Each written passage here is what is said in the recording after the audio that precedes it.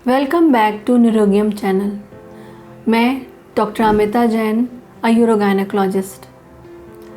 आज मैं आपसे एक बहुत ही कॉमन प्रॉब्लम जो मुझे लगता है अपने जीवन काल में हर औरत फेस करती है उसके बारे में बात करूंगी। यूटीआई यानी कि यूरिनरी ट्रैक इन्फेक्शन। ये देखा जाता है कि औरतें सबसे कम ध्यान अपने आप पर देती हैं रोज़मर्रा की ज़िंदगी में, और रोज़मर्रा के कामों को करते करते वो ये भूल जाती हैं कि उन्हें अपने शरीर का भी ध्यान रखना है। और इसीलिए सबसे ज़्यादा प्रभाव उनके निचले हिस्से के रस्तों में पड़ता है, क्योंकि सबसे ज़्यादा एक्टिव वही माना जाता है। हमारे शरीर के निचले हिस्से में ही हमारे शरीर में उत्पन्न होने वाली सभी प्रकार की गंदगियों को निकलने की एग्जिट्स हैं, जैसे कि पेशाब का निकलने का रास्ता, स्टूल का निकलने का रास्ता। औरतों में तो माहवारी भी उसी हिस्से से बाहर आती है। तो आप समझ सकते हैं कि उस हिस्से का देखभाल करना, रख रखाव करना कितना महत्वपूर्ण है।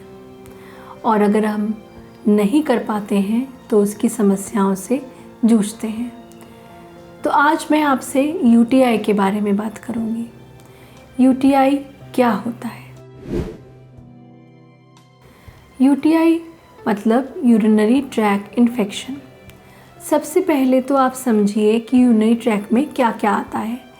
आप सभी को पता होगा कि शरीर में काफ़ी अंगों से काम करने पर गंदगी बनती है और हमारे शरीर के गुर्दे, किडनीज़ उसे छान करके अलग करते हैं। ये दो गुर्दे यूरेटस नाम की दो नलियों से आपकी पेशाब की थैली से जुड़े होते हैं, और इस तरह से गंदगी पेशाब के रूप में आपकी पेशाब की थैली में लगातार इकट्ठी होती रहती है। हमारी पेशाब की थैली एक बलून की तरह है और पेशाब को कलेक्ट करते हुए एक्सपेंड करती जाती है। जब हमें लगता है और समय उचित होता है तब हम पेशाब की थैली को खाली कर देते हैं। जब तक पेशाब की थैली भरती है, पेशाब की नली बंद रहती है। तो ये है हमारा यूरिनरी सिस्टम।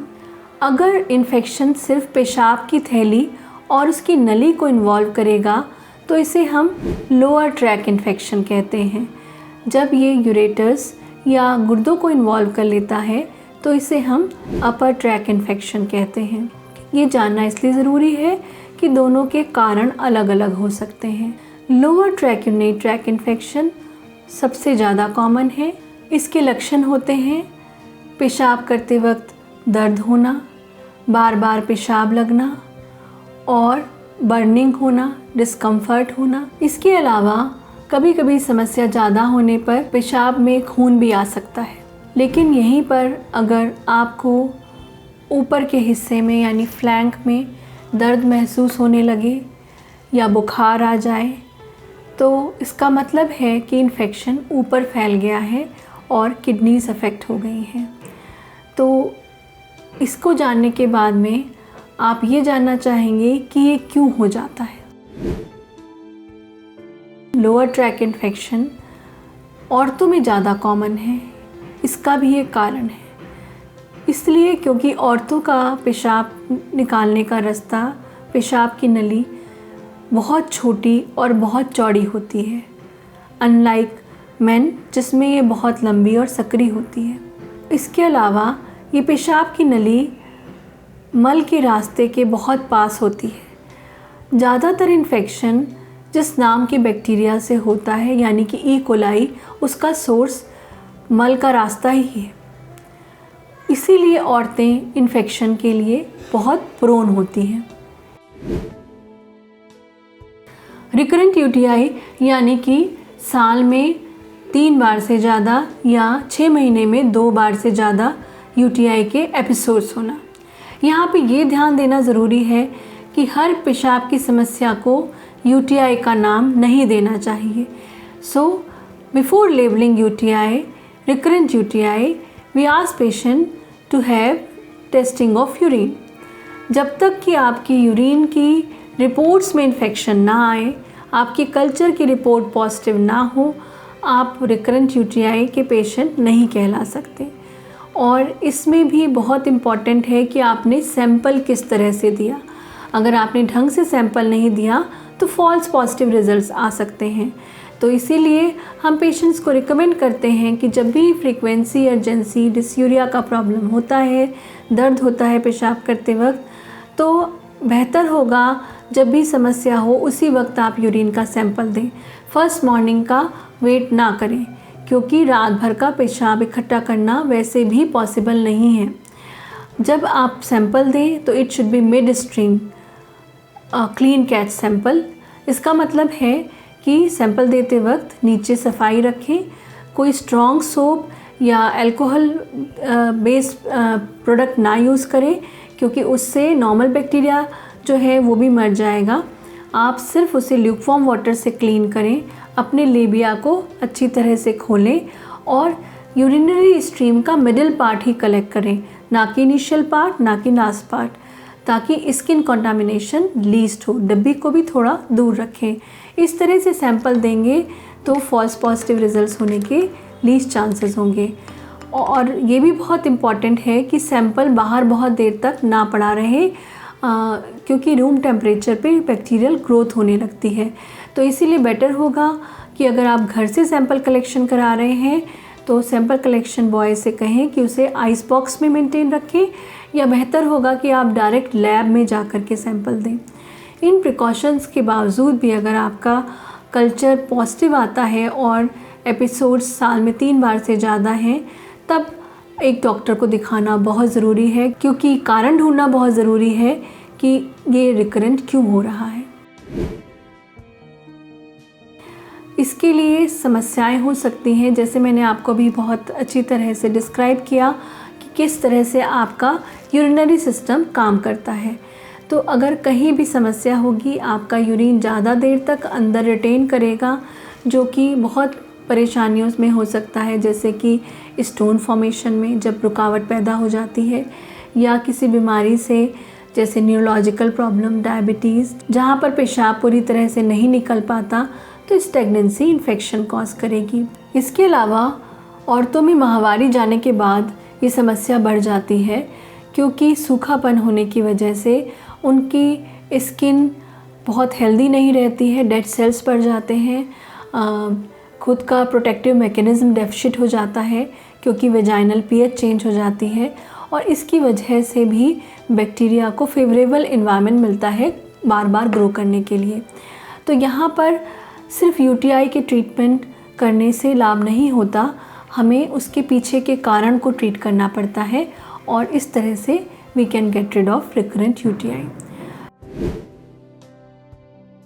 साल में एक बार होने पर usually it is treated by giving a course of antibiotics, but हम साथ ही में औरतों को एजुकेट करते हैं प्रोफाइलैक्टिक मेजर्स के लिए, ताकि ये बार बार ना हो।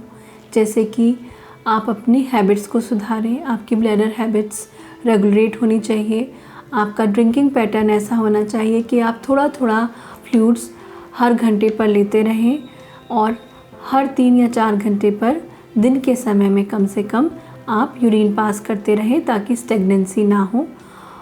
साथ में हम कई बार ये भी समझाते हैं कि कब्ज़ी नहीं होनी चाहिए, क्योंकि कब्ज़ी होने से स्टूल पैसेज में आपका ज़्यादा देर तक स्टूल रहेगा, और चूँकि इन्फेक्शन का मेन सोर्स स्टूल पैसेज से ई कोलाई होता है, तो इसलिए आपकी बॉवल हैबिट्स भी बहुत इम्पॉर्टेंट होती हैं। हाई फाइबर डाइट्स वगैरह इसमें हेल्प करती हैं। नीचे सफाई रखना, स्टूल पास करते वक्त आपको ये ध्यान रखना कि आप धोते हुए इसे पीछे से आगे ना ले जाएं, इस तरह से आप इन्फेक्शन अपने पेशाब के रास्ते में इंट्रोड्यूस कर सकते हैं। ये सब चीज़ें होती हैं जो हम पेशेंट को एजुकेट करते हैं। हाँ, कई बार शादी के तुरंत बाद इन्फेक्शन बढ़ जाता है, जिसे हनीमून सिस्टाइटिस कहते हैं। ये इसलिए भी होता है क्योंकि इंटरकोर्स के वक्त पे रॉ एरिया बढ़ जाता है, और वो बैक्टीरिया को अट्रैक्ट करता है, और हस्बैंड के कुड बी अ सोर्स, और आपकी चूँकि इम्यूनिटी बहुत स्ट्रांग नहीं होती है तो इन्फेक्शन आपका यूटीआई में कन्वर्ट हो जाता है। ऐसे में भी हम कुछ प्रिकॉशनरी मेजर्स बताते हैं, जैसे कि सेक्स करने से पहले या संभव ना हो तो उसके बाद में, इंटरकोर्स के बाद में पेशाब कर देना, ताकि इन्फेक्शन जो भी अंदर इंट्रोड्यूस हुआ हो उन्हें उसी वक्त निकल जाए। सफाई रखना, और कभी कभी हम सिंगल डोज ऑफ एंटीबायोटिक खाने के लिए भी कहते हैं आफ्टर ईच इंटरकोर्स। इसके बावजूद अगर रिकरेंट यूटीआई होने लगे तो फिर हमें देखना पड़ता है कि क्या कारण है जिसकी वजह से रिकरेंट यूटीआई हो रहा है। अगर हम प्रेगनेंसी की बात करें, प्रेगनेंसी में समस्या देखी गई है और ये बहुत ख़तरनाक भी हो सकती है।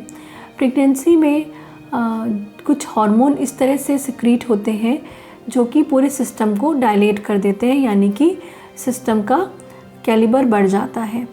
ऐसे में अपर ट्रैक इन्फेक्शंस यानी कि किडनी और यूरेटर के इन्फेक्शन बहुत कॉमन हो जाते हैं, और इसीलिए अगर औरतों में सिम्टम्स भी ना हो और बार बार यूरिन के टेस्ट में बैक्टीरिया आता है तो उस समय उपचार कर देना उनके लिए बहुत ज़रूरी होता है, क्योंकि अगर एक बार इन्फेक्शन हो गया तो हो सकता है प्री टर्म लेबर हो जाए, और हो सकता है आपका समय से पहले मिसकैरेज भी हो जाए। तो इसीलिए ये समझना ज़रूरी है कि प्रेगनेंसी में रेगुलर यूरिन चेकअप बावजूद कि आपको कोई सिम्टम्स नहीं है बहुत इम्पॉर्टेंट है। कभी कभी ऐसा भी होता है कि आपको ये सिम्टम्स हो रहे हैं, यानी कि बार बार पेशाब जाना पड़ रहा है, दर्द हो रहा है, जलन हो रहा है, लेकिन आपकी रिपोर्ट्स नेगेटिव आ रही हैं। तो ऐसा नहीं है कि सिर्फ यूटीआई में ही ये सिम्टम्स होते हैं। कुछ समस्याएं ऐसी होती हैं जिसमें पेशाब की थैली में इन्फ्लेमेशन हो जाता है और सिमिलर सिम्टम्स होंगे, लेकिन इन्फेक्शन की रिपोर्ट्स नेगेटिव आएंगी, और इसलिए इसका इलाज एंटीबायोटिक्स नहीं होता, इलाज भी बिल्कुल अलग होता है। जैसे कि एक समस्या है इंटरस्टिशियल सिस्टाइटिस, जो कि एक ऑटोइम्यून डिसऑर्डर है। जैसे आपने सुना होगा कुछ औरतें धूप में निकलती हैं तो उनको लाल लाल चकत्ते पड़ जाते हैं।